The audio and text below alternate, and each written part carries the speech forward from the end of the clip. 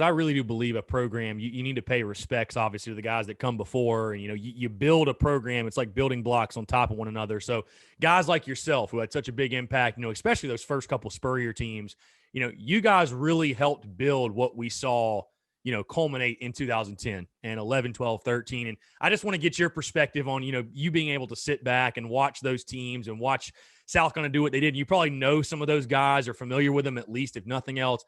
So just talk about what that was like, man, to see South Carolina football go from, again, you saw it in 2002 and 2003 when you're kind of, lost in the wilderness and don't really know what direction you're going to, kind of reaching a mountaintop, if you will, getting to the SEC championship. I mean, something that people maybe thought wasn't going to happen, and then winning 11 games 3 years in a row. I mean, I would imagine there's a ton of pride there for you.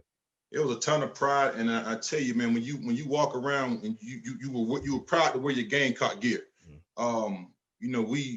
We come from a town where, you see the Clemson of Carolina, and the way those guys went through that whole gauntlet of games and to be able to beat Clemson the way they did. I mean, it really showed, it really made us proud as former players, to be able to see those guys, play that way. For sure. Now, I want to ask you about, Chris, obviously the current state of Gamecock football. We all know with the recent coaching change, Shane Beamer has taken over South Carolina's head coach, which obviously a very popular hire amongst Gamecock fans, former players as well, as I'm sure you've seen. I know he got there obviously a little bit after you, but just kind of give your overall thoughts on the current state of Gamecock football, Shane Beamer taking over again. I know it's a really popular hire amongst probably guys you played with, probably guys you're friends with and chat with and all that. But your overall thoughts and just the future of South Carolina's football program going into 2021 and beyond. I try to look at it as the glass half full. We've had a rough few years. It's been really rough. I don't know Shane Beamer personally. I didn't play for him, right. But I know some of the guys that did, and they're vouching for him. And guys like Marcus Lattimore, the things he said about him.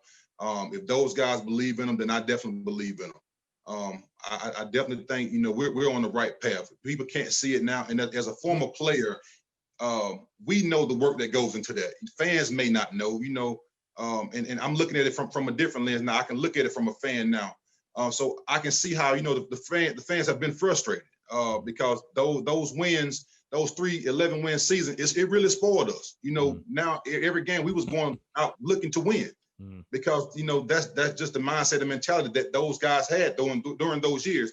And, we would hope that it would transfer over. But I definitely think, he's going to be a good hire. It seems like he's definitely a player's coach.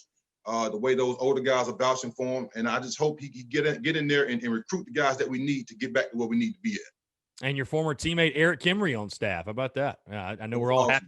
Eric's a great dude. I know we're all happy to see that. I want to ask you, before we get off of actually the 2020 season, though, because, again, I feel like I got to ask an offensive lineman about this. Anytime you have a 1,000-yard rusher, even though the record wasn't what any of us wanted it to be, obviously, and the season didn't go how we wanted, but if you have a 1,000-yard rusher, you feel like as an offensive lineman, you must have had a pretty good year. I mean, that's especially in a 10-game All-SEC schedule. I don't know how much if you watch all of the games or if you watch any of Carolina football this year, but I'd love to just get your thoughts if you did.